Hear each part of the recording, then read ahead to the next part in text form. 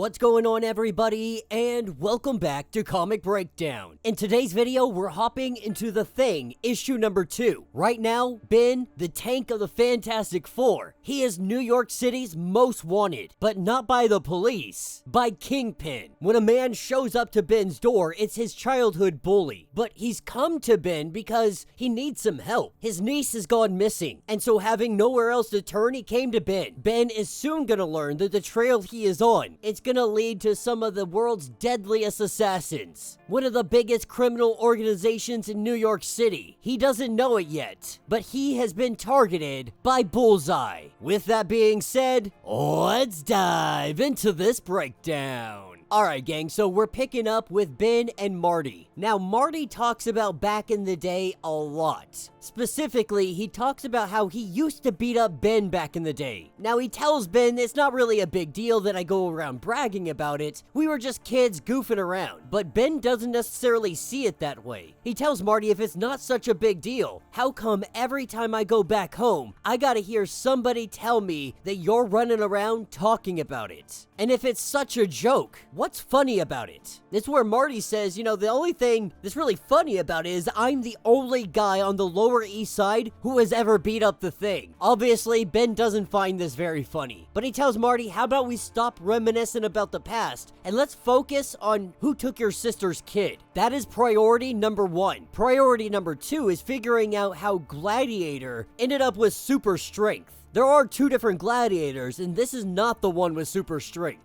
But using the clues that he was given, that leads him to East 38th Street and 5th Avenue. Sitting on that sign is Bullseye. Bullseye asking Ben, are you lost? Now Ben's a little confused. He's like, are you talking to him or are you talking to me? If you're talking to me, I'm not lost. This is when Bullseye throws some throwing stars at him. We see them hit his chest and they just bounce off. And Ben looks at him, he's like, I don't know if we've been introduced yet. My name's Ben. I'm the rocky, unbreakable skin, superhumanly strong, The Thing. Bullseye, he knows who he is. Idol of millions, fantastic friends, monster mode swings, heart of gold, the whole 9 yards. And The Thing tells him, like, if you know all this, then you should know that ninja stars aren't gonna hurt me. But Bullseye was given orders. The big man says, the Thing can't be here. Before the Thing can find out who the big man is, Bullseye throws a ninja star into the Thing's eye. And he tells the Thing, just keep moving, man. Like, this is me giving you a warning, giving you a chance. But now Ben's pissed. Ben is angry. Any chance of him walking the other direction, that went out the window. When Bullseye comes down and he kicks Ben in the face, Ben feels it. And he's thinking out loud, like, what is going on? How does everybody have super strength all of a sudden? Bullseye saying, magic.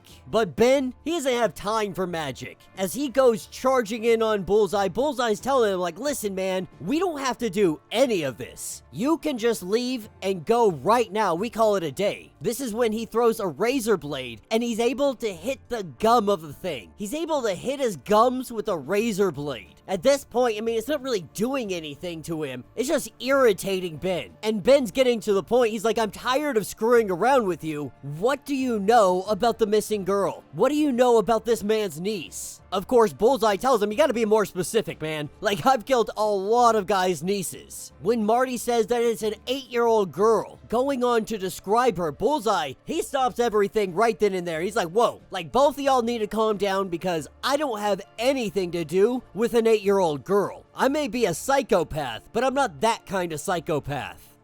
And Ben believes him, but not before getting a punch in. He knows that Bullseye doesn't have the answers that they're looking for. Ben knows that that guy was taking orders from somebody. That means somebody's gonna come through and pick up his body, pick up his unconscious body. And so they wait. It's only a matter of time before the goons show up. They throw Bullseye into a van, and they hightail it out of here, with Ben and Marty following behind in a taxi cab. This is what takes us to some kind of shady waterfront warehouse. With Ben doing a little bit of recon, it doesn't take long for him to see the niece, the 8-year-old little girl. She's here at the warehouse in this van, and this is when somebody in a fancy car pulls up. The Thing is gonna make a ruckus while Marty rushes in and rescues his niece. what we hear the goons talking about is something they're not responding to, something that is wearing off only in a few hours. We got to assume that it's the super strength they're talking about. All these individuals getting super strength, they're getting something that is boosting their power temporarily. And the guy that pulled up in that fancy car, it is none other than Hammerhead, the Thing making his presence known. He tells him that he's got a nice suit, it's gonna be a shame to get blood all over that thing. As Hammerhead's goons begin to surround Ben, Ben's getting ready to do some clobbering, but then there is a massive explosion, a thunderous boom. It appears that either the warehouse or the van, they exploded. A giant detonation shooting everybody flying back. And that will be the end of this issue. So let me know what you guys think down in the comments. This comic has been surprisingly good. I didn't expect a lot coming into the thing, but I've actually grown to like this comic just in its second issue. I do find it rather odd that Ben doesn't know who Bullseye is. He doesn't know who the big man is. Like, you're telling me you got the Baxter building in New York City, and you've never heard of the big man. Just with that vague definition, if I had been living in New York City for 20 years in the Marvel Universe, someone told me the big man, I'm thinking Hammerhead. I'm thinking Blockbuster. I'm thinking Kingpin. And then he also doesn't know who Bullseye is, which is, it's rather interesting, I guess, that he doesn't know who he is. I mean, Bullseye's more of a street-level assassin type, but you would think that the world's most renowned assassin would be known by a member of the Fantastic Four. But outside of those rather peculiar situations, all in all, the comic's very enjoyable. It's a lot of fun. And with a bunch of people getting superpowers, getting superhuman strength, it makes the comic more fun because the Thing, he can now lay down some punches, and he's gonna be taking some punches. So let me know what you guys think. Let me know your thoughts. Let me know your theories. What we got coming up next is gonna be the Thing versus everybody, with his childhood bully really dragging him into this spiraling conspiracy. Now he's got to wonder who the heck has been abducting kids from the Thing's turf. Add in the fact that apparently everybody he's run into has had superhuman strength. Ben's finding this a little bit more difficult than he thought it was gonna be. All in all though, so far this comic has been a lot of fun. We're only 2 issues in and I have thoroughly been enjoying it. Now I do find a few things rather unbelievable. One of them being that when referring to the big man, the Thing, Ben doesn't understand that they're talking about Kingpin. I'll give it to him on that one. Big man could be rather vague. I think in New York City, after all this time, when we're talking about the big man, everybody knows is Kingpin. But for the sake of argument, let's say he doesn't know that one. Not knowing who Bullseye is though, that one's not one I really expected. Now I can't recall if I've ever seen them in a comic together, but both of them mostly reside in New York City. Bullseye being the world's deadliest assassin. The idea that Ben doesn't know who he is, it's rather unbelievable. Even by reputation, Ben's gotta know who he is. But this comic really made it seem like this is the first time that he's ever even seen anything that resembles Bullseye. But they definitely made this comic a little more interesting, with them being able to get super strength. That means the Thing is gonna have the work cut out for him. He is gonna be busy. It also means we can see him laying down some hate. We can see the Thing just letting loose, not having to pull punches. If everybody's got super strength, that means they need to get punched super hard. But I think so far this has been a lot of fun. For this little mini-series, I'm really excited to see what they're gonna do, where they're gonna go with it. And I hope we have that final confrontation between Kingpin and the Thing. I really want to see them go toe-to-toe. But let me know what you guys think. Let me know your thoughts. Let me know your theories. If you want to get caught up on everything that is going on with the Thing, go ahead, check out the link in my description as well as the top of this video. It's gonna get you completely caught up on everything that has been going on with this series. If you would like to support the channel, you can always do so by joining the channel membership. Much like Patreon, having multiple different tiers, from $1 to $50, from loyalty badges to comics every single month. Not only would you be helping out the channel tremendously, you're also getting tons of perks in the process. Now, if you're unable to do this, do me a favor, subscribe to the channel, like this video, hit that notification bell, and with that being said, until the next breakdown.